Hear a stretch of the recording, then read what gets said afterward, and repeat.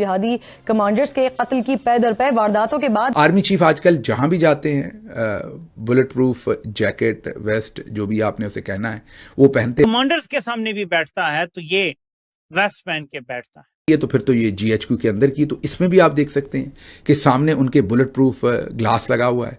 अब अगर bullet proof शीशे के पीछे वो जीएचक्यू के अंदर बैठ के भी तकरीर कर रहे हैं तो फिर तो मामला बहुत ही नाजुक है। एक बुलेट प्रूफ जैकेट में नजर आ रहे हैं और जो वायरल क्लेम्स हैं और जो उन्होंने इंटरेक्शन भी किया है उसमें भी वो बुलेट प्रूफ शील्ड के पीछे बैठे हुए नजर आ रहे हैं। तो आखिर खौफ किस बात का है? एक तरफ तो बांग्लादेश में अननोन गनमैन के खौफ से यूनुस कांप रहा है और दूसरी तरफ मुल्ला मुनीर। लोग अब रिपोर्ट कर रहे हैं कि ये अपने पास बंदूक रख के घर में भी रहता है। तो फिर तो बहुत ही मामला दिगरगू है। इसका मतलब है कि फील्ड मार्शल बहुत ही सख्त प्रेशर में है। जीएचक्यू के अंदर बुलेट प्रूफ क्लास की जरूरत क्या है? क्या पाकिस्तान आर्मी जो है वो आज सबसे ज्यादा उसको खतरा जो है बॉर्डर से ज्यादा वो अपने अंदर ही के लोगों से लग रहा है, और खासतौर से जीएचक्यू के अंदर? दूंगा अननोन गनमैन की एक्टिविटी के बारे में, या किसी और का मीटर घूम सकता है, इसके आसपास के लोगों का मीटर घूम सकता है। आर्मी हेडक्वार्टर में बुलेट प्रूफ ग्लास के अंदर बैठकर बुलेट प्रूफ जैकेट पहनकर अपने ही लोगों को संबोधित कर रहा है। ये कैसा सीडीएफ है? किससे डरा हुआ है? जय हिंद दोस्तों। भारत के डर से या पाकिस्तान के अंदरूनी हालत के डर से पाक सैन्य प्रधान आसिम मुनीर और पाकिस्तान के राष्ट्रपति आसिफ अली जरदारी को बंकर में जाकर रहना पड़ता है। इसी पर पाक मीडिया की बेचैनी और अंत में रिएक्शन अगर आपको सही लगे तो लाइक और सब्सक्राइब करके कमेंट में अपनी राय जरूर लिखिए। कोर कमांडर्स को देखें तो जो मीटिंग के विजुअल सामने आए हैं सब डरे हुए हैं। चीफ आजकल जहां भी जाते हैं बुलेट प्रूफ जैकेट वेस्ट जो भी आपने उसे कहना है वो पहनते। बनियान की तरह की होती है। जैकेट का मतलब ये नहीं होता कि जैकेट या को बड़ी मोटी, आजकल तो इतनी पतली भी वो होती है कि वो बिल्कुल कपड़े की तरह की होती है। आप ये स्वेटर जितनी मोटी या उससे भी कम मोटी बुलेट प्रूफ जो जैकेट्स है अच्छी बनी हुई वो होती हैं जिनके अंदर से गोली जो है वो नहीं गुजरती। तो आजकल फील्ड मार्शल हर जगह तकरीबन वो पहन रहे हैं। बैरून मुल्क भी पहनी हुई थी। अभी उनको जब मेडल मिल रहा था सऊदी अरब में तो किसी ने ये एनालिसिस किया हुआ है, जाहिर है किसी बड़े एक्सपर्ट बंदे ने किया होगा जिस तरीके से किया है। तो उनका एनालिसिस ये कि उन्होंने ये सऊदी अरब में भी पहनी हुई थी, फिर लीबिया में भी लोगों ने ऐसे ही एनालिसिस किया हुआ था। अब ये एक फुटेज आई है सामने, ये शायद जीएचक्यू के अंदर की, ये पाकिस्तानी मीडिया को जारी की गई है बाकायदा फुटेज। तो अब अगर ये वाकई जारी की गई है तो फिर तो ये जीएचक्यू के अंदर की, तो इसमें भी आप देख सकते हैं कि सामने उनके बुलेट प्रूफ ग्लास लगा हुआ है। अब अगर बुलेट प्रूफ शीशे के पीछे वो जीएचक्यू के अंदर बैठ के भी तकरीर कर रहे हैं तो फिर तो मामला बहुत ही नाजुक है। और इतनी बड़ी ही आप ये कहिए कि बहुत ही स्पेसिफिक क्लासिफाइड किस्म की मीटिंग जिसमें को बहुत सारे लोग नहीं हैं। तो अगर ये फुटेज दुरुस्त है तो मैं फिर इस पे बहुत डिस्क्लेमर दे रहा हूं, अगर ये फुटेज दुरुस्त है तो फिर तो बहुत ही मामला दिगरगू है। इसका मतलब है कि फील्ड मार्शल बहुत ही सख्त प्रेशर में है बाहर की बुलेट प्रूफ की, क्योंकि इनकी बॉडी सारे लोग जानते कि इज प्रिटी लीन। आप जाहिर है कि उन पर हम दिन रात क्रिटिसाइज करते हैं लेकिन physically he is fit, he is pretty lean. तो इनकी ये जो बल्जेस निकले हुए हैं ये सब कुछ जो है ये वाज़ेह तौर पर बताता है कि इन्होंने यूनिफॉर्म के नीचे बुलेट प्रूफ जो है वो शायद पहन रखी है। एक तरफ तो बांग्लादेश में अननोन गनमैन के खौफ से यूनुस कांप रहा है और दूसरी तरफ मुल्ला मुनीर आर्मी हेडक्वार्टर में बुलेट प्रूफ ग्लास के अंदर बैठकर बुलेट प्रूफ जैकेट पहनकर अपने ही लोगों को संबोधित कर रहा है। ये कैसा सीडीएफ है? किससे डरा हुआ है? देखिए अंजू जी, सबसे बड़ी बात है कि ये किसी का खौफ नहीं, ये हिंदुस्तान का खौफ है जो उनको खाया जा रहा है, चाहे बांग्लादेश हो चाहे पाकिस्तान हो। और पाकिस्तान के असीम मुनीर ने तो लीगली अपने आप को इम्यूनिटी हासिल कर रखी है, लेकिन जो दिमाग में उनके डर भरा हुआ उसका कैसे वो इलाज कराएंगे, कैसे वो अपने आप से बचेंगे। और कहीं ना कहीं उनको एक और डर सता रहा है। उनको लगता है कि कहीं ना कहीं पाकिस्तान के आर्मी, पाकिस्तान के जनरल ही उनके बरखिलाफ ना खड़े हो जाए, उनके खिलाफ म्यूटिनी ना कर दें, कहीं उनको ही ना एलिमिनेट कर दें। और ये एलिमिनेशन प्रोसेस सेना द्वारा किया जा सकता है, शहबाज शरीफ द्वारा किया जा सकता है, आसिफ अली जरदारी द्वारा किया जा सकता है, पीपीपी के लोग कर सकते हैं, टीटीपी के लोग कर सकते हैं। वो अपने आप को हर फोरम से, हर कॉर्नर से इनसिक्योर मान रहे हैं। इसीलिए वो देखिए कोई ऐसा जनरल अपने ही हेडक्वार्टर में बुलेट प्रूफ जैकेट पहन के कैसे सो सकता है।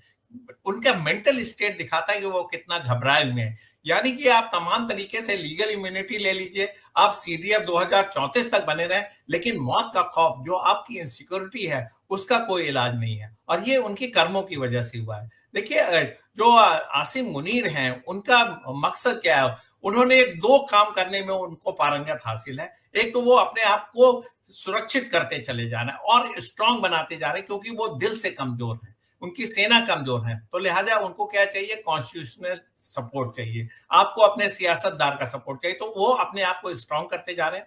और दूसरी कामयाबी वो हासिल करना चाह रहे हैं, एंटी इंडिया रेटोरिक चला के एंटी इंडिया परसेप्शन अपने देश में फैला रहे हैं। यही पाकिस्तान की सेना थी, लाहौर में इनके कोर कमांडर के घर में लोग घुस गए थे, और यही पाकिस्तान की सेना है आज की डेट में सर चढ़ के अपने देशवासियों के ऊपर बोल रही है। वजह क्या है? वजह है एंटी इंडिया सेंटिमेंट को वो राइड करते हैं, एंटी इंडिया परसेप्शन उन्होंने पूरे अपने जनमानस में फैला रखा है, और साथ में अपने जनमानस का अटेंशन डाइवर्ट कर रहे हैं, जिससे कि वो टीटीपी के जो हमले हो रहे हैं उससे बरखिलाफ उनका ध्यान हटका सके, जो बलूचिस्तान का लिबरेशन के लिए जो एजिटेशन चल रहा है उससे ध्यान भटका सके, और इनको अपनी जनता से कुछ भी लेना देना नहीं है। देखिए, हम लोग इंडियन आर्मी में काम किया इतने सब, हम दो चीजें बोलते थे, we love our India and we love our Indian people, लेकिन पाकिस्तान आर्मी के साथ ये दोनों ही फ्रेज लागू नहीं होते। ना तो वो पाकिस्तान से प्यार करते हैं, ना ही वो पाकिस्तान के नागरिकों से प्यार करते हैं, ना ही उनकी सुरक्षा के लिए कोई कदम उठाते हैं।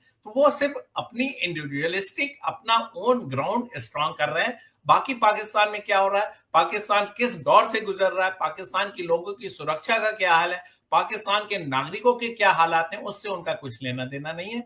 लिहाजा इसलिए वो अपने को सुरक्षित करते हैं और बुलेट प्रूफ जैकेट पहन के सोते हैं। ये ऐसे सीडीएफ आपको दुनिया में कोई नहीं मिलेंगे। सबसे कायर, सबसे कमजोर, सबसे घटिया इंसान अगर कोई पूरे इस विश्व में है तो आज की डेट में आसिम मुनीर है, क्योंकि वो अपने ही लोगों को छल रहे हैं, अपने ही देश के साथ गद्दारी कर रहे हैं, ऐसा मेरा मानना है। सर, आप ये देखिए कि ऑपरेशन सिंदूर के बाद वो जैश-ए मोहम्मद का मसूद अजहर है, वो एक रैली को संबोधित कर रहा था बुलेट प्रूफ ग्लास में।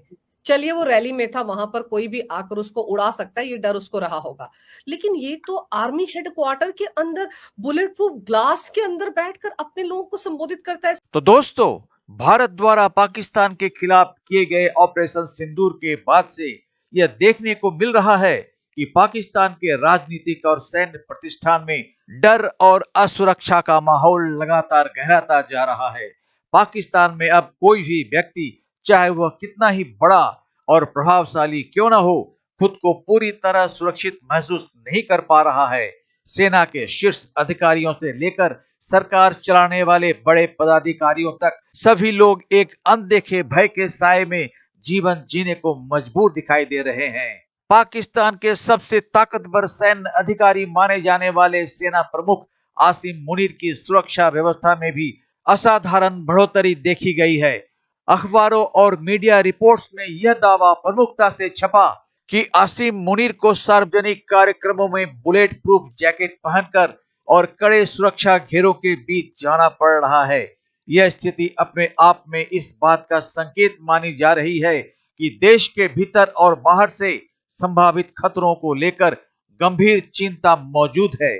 24 दिसंबर को रावलपिंडी में आयोजित 273वीं कॉर्प्स कमांडर कॉन्फ्रेंस के दौरान जब आसिम मुनीर ने भाषण दिया तो वे बुलेट प्रूफ शीशों से घिरे विशेष सुरक्षा घेरे के भीतर मौजूद थे। सामान्य परिस्थितियों में इस तरह की सुरक्षा व्यवस्था असामान्य मानी जाती है, लेकिन मौजूदा हालात में इसे खतरे की आशंका से जोड़कर देखा जा रहा है। इस पूरे माहौल को और अधिक गंभीर बनाती है वह जानकारी जब पाकिस्तान के राष्ट्रपति आसिफ अली जरदारी ने यह स्वीकार किया कि भारत के ऑपरेशन सिंदूर के दौरान संभावित हमले के डर से उन्हें भी बंकर में शरण लेनी पड़ी थी। ये बात ये स्पष्ट करता है कि खतरे की आशंका केवल सैन्य स्तर तक सीमित नहीं थी, बल्कि देश के सर्वोच्च संवैधानिक पदों तक महसूस की जा रही थी। मई 2025 में भारत द्वारा शुरू किए गए सैन्य कार्रवाई ने पाकिस्तान की राजनीतिक और सैन्य व्यवस्था को मानसिक रूप से झकझोर कर रख दिया है। देश के भीतर यह भावना गहराती जा रही है कि कभी भी किसी प्रकार की कार्रवाई हो सकती है। इसी कारण पाकिस्तान के आसमान पर डर के काले बादल मंडराते रहते हैं और हर समय एक अनिश्चितता बनी रहती है। तो मिलते हैं अगली वीडियो में, तब तक जय हिंद, जय भारत।